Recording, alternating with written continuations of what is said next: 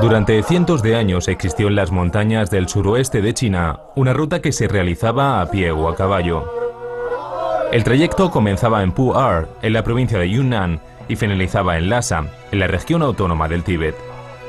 Por siglos, diferentes productos como el té y animales como los caballos han sido transportados por esta vía hacia diferentes países. La antigua ruta comercial, conocida como la Ruta del Té y los Caballos, apareció por primera vez durante la dinastía Tang, del año 618 al 907, y duró hasta los años 60 del siglo pasado, cuando se construyeron las autopistas del Tíbet.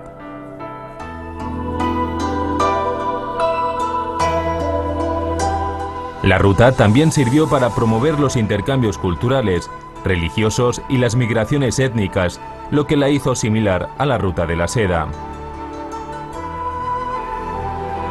Su recorrido era de alrededor de 4.000 kilómetros y transcurría principalmente en el suroeste de China, entre las provincias de Sichuan, Yunnan y la región autónoma del Tíbet. Al igual que la Ruta de la Seda, la antigua Ruta del Té y los Caballos desapareció debido a la modernización, pero ambas desempeñaron un papel muy importante en el desarrollo de China. Diversas culturas como la de la etnia Tai, la Yi, la Pai, la Han, la Naxi y la tibetana se conocieron, fusionaron y desarrollaron a través de esta ruta histórica.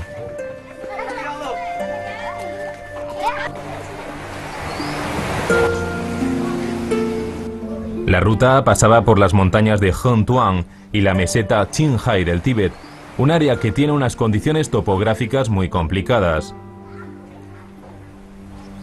Aparte de su valor histórico y cultural, la ruta era muy apreciada por aventureros y científicos.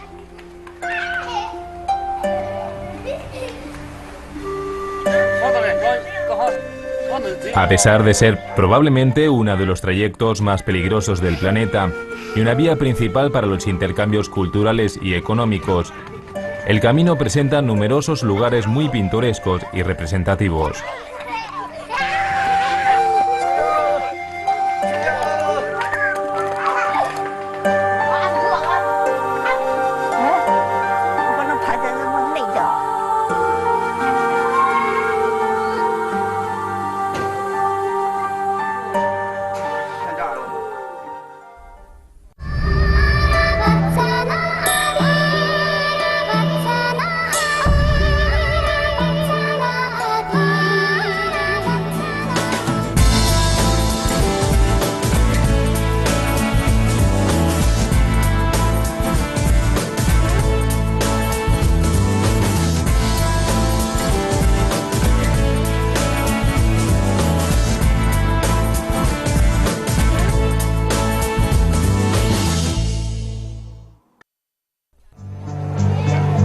La primera parada es Shuhe, un lugar tranquilo donde el tiempo parece haberse detenido hace muchos años. Bordeada por dos ríos de agua clara y cristalina que desaparecen a lo largo de las construcciones antiguas, la localidad cuenta con numerosos canales cercanos a las casas. Nos sorprende que Shuhe fuera incluida por la UNESCO en la lista de Patrimonio Mundial. Esta parte de Yunnan es el hogar de los Naxi.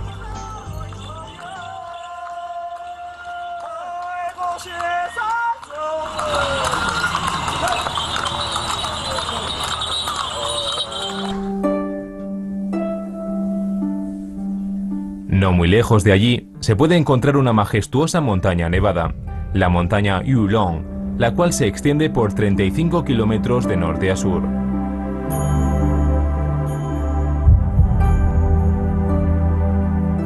Al subirla, es notable el cambio de temperatura.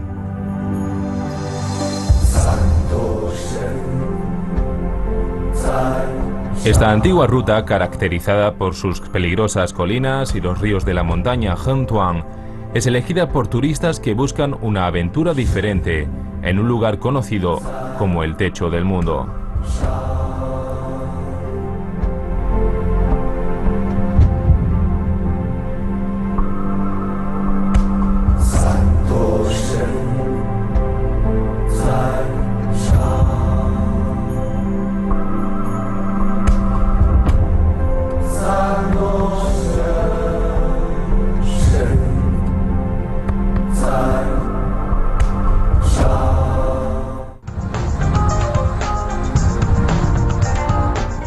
En el recorrido de la ruta del té y los caballos, el clima puede ser impredecible.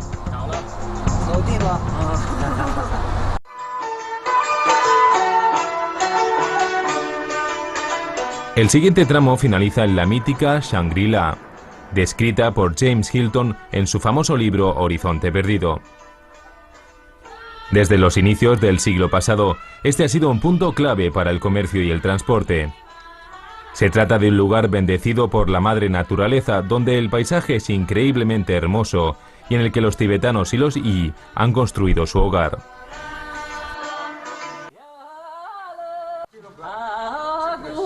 Poco después de llegar a la ciudad de Shangri-La, el visitante se puede dirigir hacia el templo de Zhongzhanglin, un templo lama considerado el más grande de Yunnan. Construido en el siglo XVII, este edificio, considerado un tesoro de las reliquias culturales, incluye 8 estatuas de Sakyamuni que tienen más de 200 años de antigüedad y una colección de tankas realizados con tinta de oro. Para los tibetanos, el budismo representa más que una religión, una filosofía que enfatiza la compasión y el autosacrificio.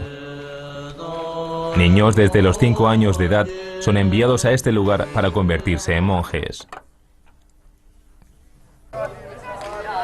A primera hora de la mañana ya se puede observar a más de un centenar de monjes reunidos que conversan, debaten e intercambian ideas sobre el budismo. Los monjes hablan en voz alta y dan palmadas para enfatizar sus puntos de vista.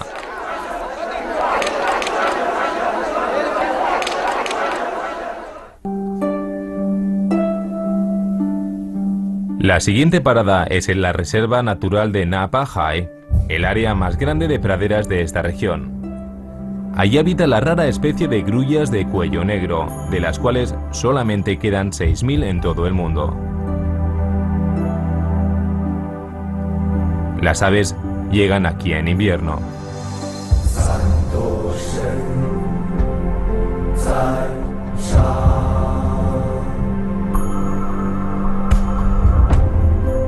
El bosque de pagodas es un lugar fantástico para ver la famosa montaña sagrada Meili. En el camino siempre se ve el cielo azul y las nubes blancas. En numerosas áreas del Tíbet se encuentran banderas de colores localizadas a los pies de la montaña. Estas banderas de oración representan en su origen los 5 elementos: agua, tierra, fuego, espacio y viento.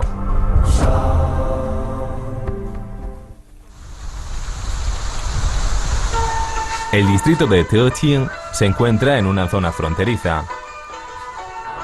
Al este se sitúa Sichuan, al oeste el Tíbet y al suroeste Myanmar.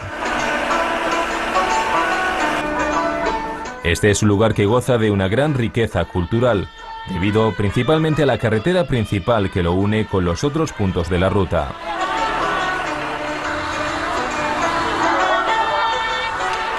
A pesar de que una docena de grupos étnicos consideran Teotian como su hogar, el 80% de la población es de etnia tibetana.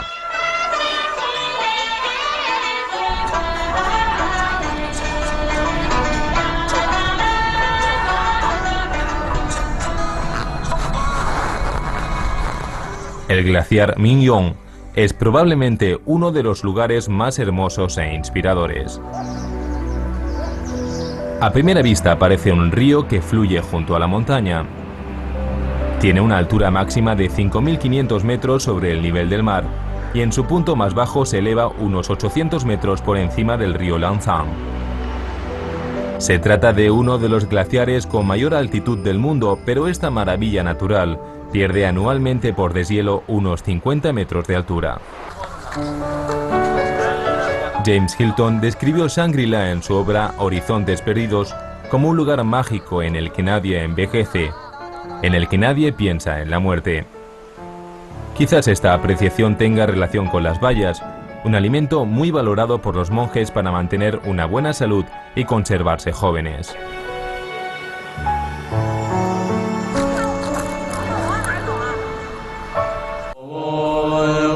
La montaña sagrada de Meili tiene 13 picos que están por encima de los 6.000 metros de altura. La más alta es Kabake-bo, que significa el dios de la montaña nevada.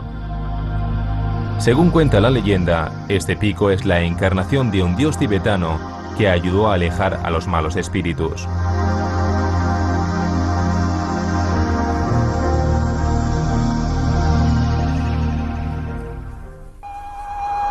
Poco a poco nos acercamos al Tíbet. A lo largo del río Lancang se pueden divisar colinas a ambos lados. Allí se puede encontrar la única iglesia cristiana de estilo arquitectónico tibetano que existe en todo el Tíbet, la parroquia de Manghan. Esta iglesia fue construida en el siglo XIX por misionarios franceses del Instituto para las Misiones Extranjeras de París. En esta área hay alrededor de 800 cristianos que mantienen una excelente relación con sus vecinos budistas. Los matrimonios entre personas de diferentes religiones son muy comunes aquí. Una vez casados, los miembros de la pareja suelen mantener sus propias creencias religiosas.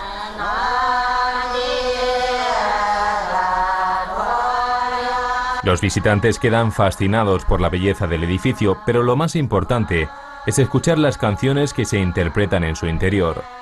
Los himnos se cantan en tibetano.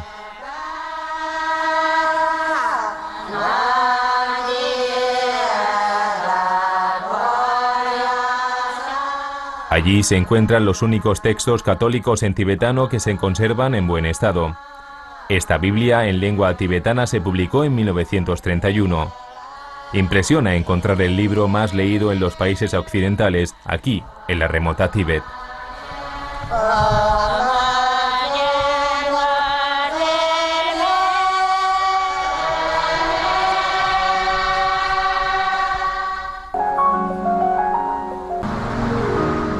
No muy lejos de la iglesia, en paralelo al río Lancang, se llega a lo que los lugareños llaman Yanqing, que literalmente significa minas de sal.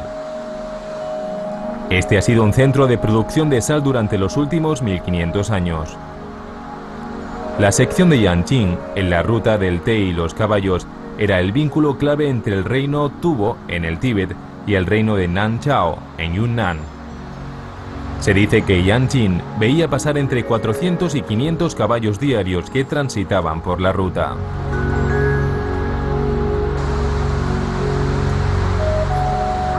En esta área remota, la mujer trabaja en los campos de sal y recolecta el producto, mientras que los hombres mantienen las instalaciones y transportan la sal para su venta. Las mujeres transportan baldes de agua que pesan alrededor de 30 kilos desde los pozos y vierten el contenido dentro de unas plataformas. La sal se recoge de estas plataformas levantadas junto al estanque y que están cubiertas con tierra roja suavemente aplastada. La segunda cosecha en los campos de sal es bastante inusual, la sal roja.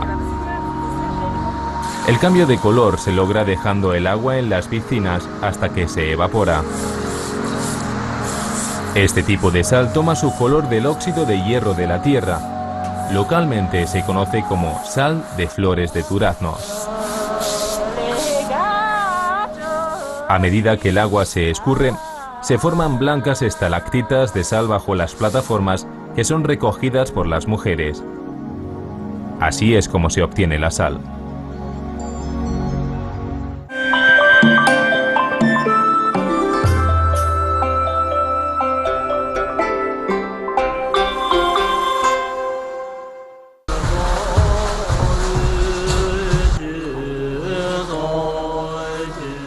El monasterio Weise pertenece a la escuela Gelug del budismo tibetano, que también es conocida como la escuela amarilla. Se llama así porque sus seguidores usaban gorras amarillas cuando ésta se fundó en 1409. Su doctrina prohíbe que sus monjes se casen y tengan hijos. En el templo, que es también el hogar de 60 monjes, se realiza, además de los rituales habituales, una exposición anual de lámparas de mantequilla. Estos objetos son cilindros rotatorios que contienen copias del mantra sagrado Om Mani Padme Hum, escrito en caligrafía tibetana antigua.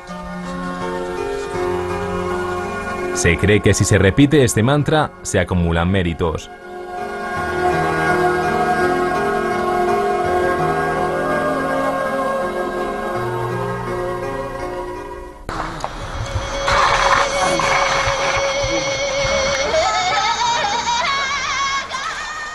En el camino a Lhasa siempre se puede encontrar a peregrinos.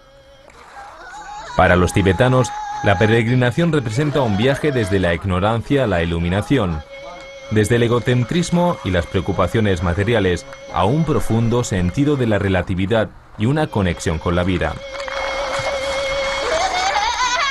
Estas personas se desplazan un promedio de 7 kilómetros diarios. Se postran de esta manera desde el amanecer hasta el ocaso del sol.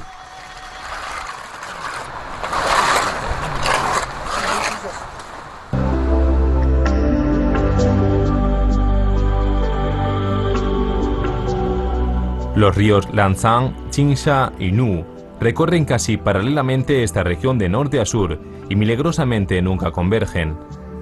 Esta área es muy conocida por su fauna y su flora. Las 16 etnias minoritarias que residen aquí son una muestra de su riqueza cultural. La quebrada Palong Tsampu es una de las más profundas de la Tierra. También es una de las 3 mayores áreas de bosque virgen de China. Sin lugar a dudas, este es un buen lugar para entretenerse lanzando piedras al río del mismo nombre, especialmente si se piensa que la profundidad promedio es casi el doble que la del Gran Cañón del Colorado, en Estados Unidos.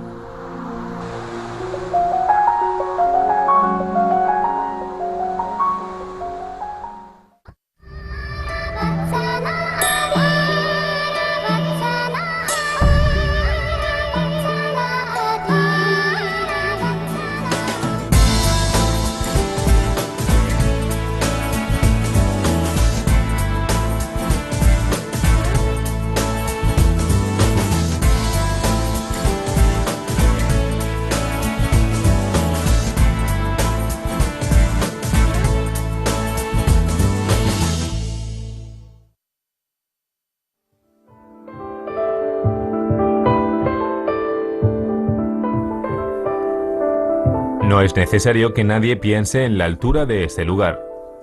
Aquí los visitantes se sienten fuera de este mundo, como si flotaran entre las nubes. Este punto se localiza a 2.800 metros de altura sobre el nivel del mar, en el bosque Lulang.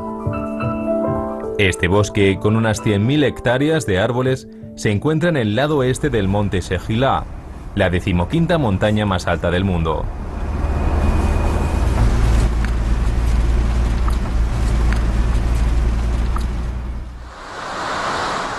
El puente Tongmai, construido en diciembre del año 2000, se encuentra en la entrada del valle Tongmai, siniestramente conocido como el Valle de la Muerte. Esta área del Tíbet tiene una historia oscura debido a la inestabilidad natural de su terreno. En junio del año 2000, este lugar se vio afectado por el desprendimiento de tierra más importante del último siglo en China.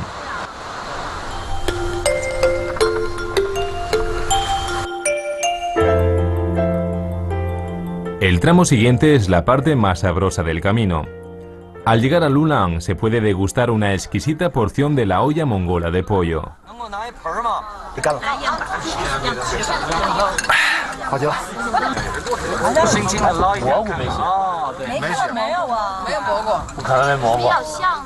Las ollas mongolas a la piedra se realizan en Mo Tuo, hogar de 2 etnias minoritarias, la Menpa y la Luopa. Este es un punto completamente inaccesible para los vehículos, así que la gente debe cargar las piedras con las manos. Por otro lado, Lulang es el único lugar en China donde puedes probar este tipo de olla mongola.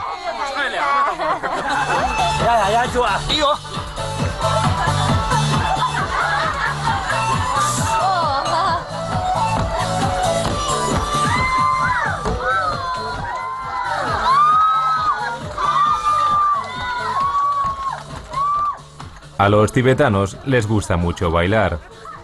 Tienen muchos tipos de danzas diferentes dependiendo de la región en la que se encuentren, pero ninguna es fácil de aprender.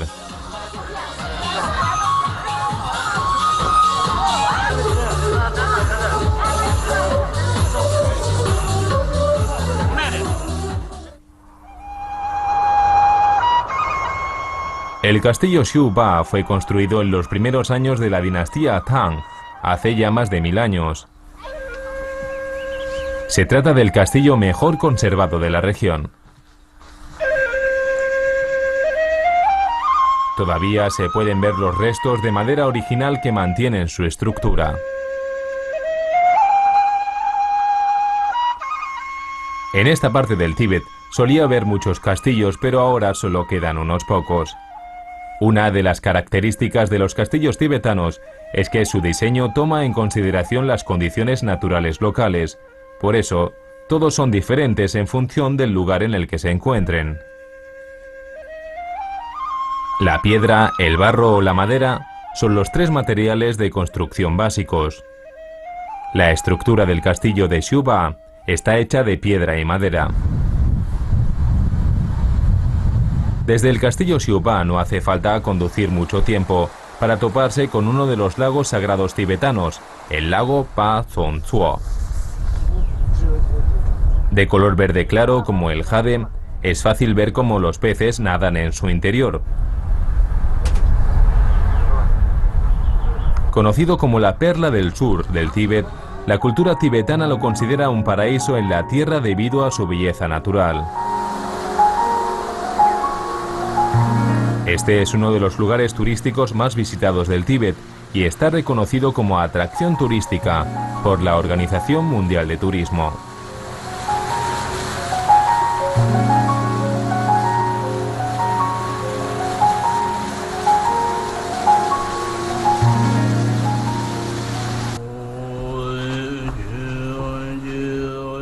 Cerca del lago hay un pequeño pero hermoso monasterio. Fue construido por la secta roja del budismo tibetano hace más de 1000 años, durante la dinastía Tang. Los monjes de la escuela Nyingma son conocidos como los de la escuela roja debido al color de sus gorros. Fundada en el siglo VIII y afianzada en el siglo XI, esta es la escuela más antigua del budismo tibetano.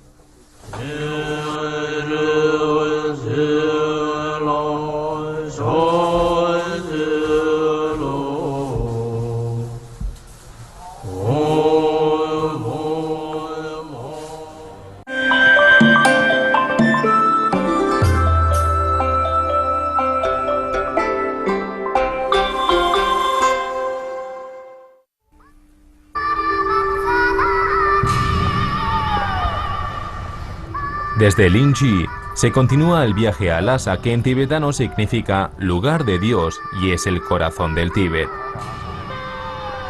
Un lugar que ha sido por siglos destino de muchos peregrinos budistas. La gente llega a Lhasa por diferentes medios, ya sea en bicicleta, automóvil o haciendo reverencias con manos y pies. El viaje puede tardar varias semanas o meses. La gente viene desde muy lejos para acudir a esta antigua ciudad, cuyo corazón es el monasterio Chonghan. Este monasterio, mandado a construir por el rey Tongzhen Gampo en el siglo VII, es el más antiguo del Tíbet. Las esposas nepalí y china del rey aportaron como dote numerosas imágenes budistas. El rey ordenó entonces construir el monasterio Chonghan para albergar y proteger dichas esculturas sagradas. En un principio el templo de Chonghan era llamado Resa, pero posteriormente recibió su nombre actual, Choghan, que significa capilla budista en lenguaje tibetano. Resa significa tierra y cabras, lo que enfatiza que el templo fue construido con tierra transportada por cabras.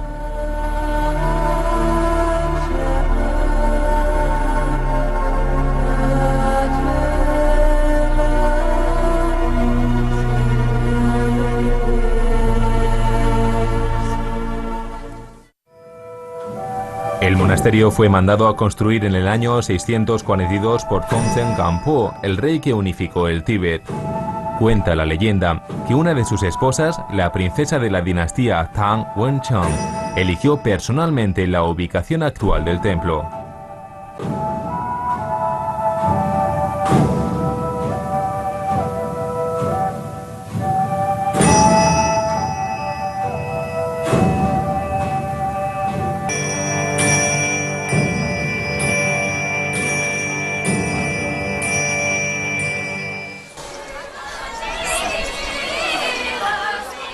El monasterio Chogkang está considerado como el centro neurálgico de Lhasa y la ciudad se ha desarrollado a su alrededor.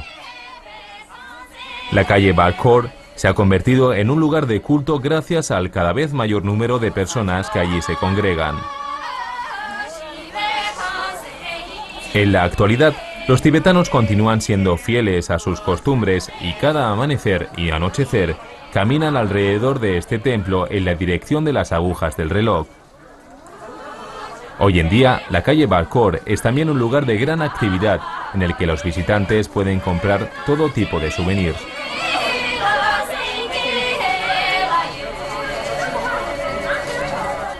Casi todos los objetos que se encuentran en la calle están relacionados con la religión, que desempeña un papel primordial en muchos aspectos de la cultura tibetana.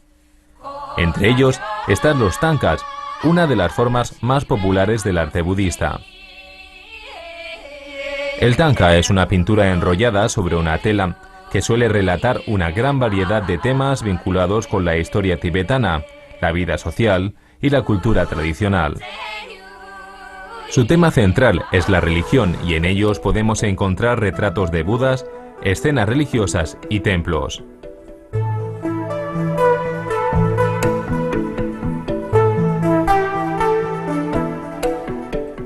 Hoy en día, Lhasa es una mezcla de pasado y presente. El arte ha tomado una nueva dirección y eso queda patente en las galerías de esta famosa calle. El arte contemporáneo incluye temas religiosos tradicionales representados con estilos abstractos y posmodernos.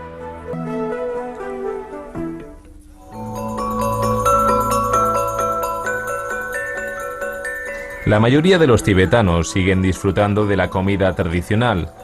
Su gastronomía siempre se ha visto influida por las duras condiciones ambientales, por lo que sus platos tienen un alto contenido energético.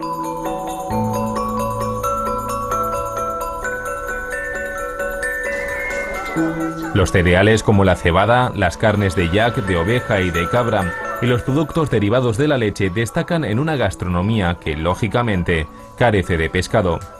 No obstante, las nuevas tendencias fusionan los platos tradicionales con los sabores internacionales y los turistas pueden disfrutar de restaurantes con decoración tibetana que se mezcla con elementos de la Lhasa moderna.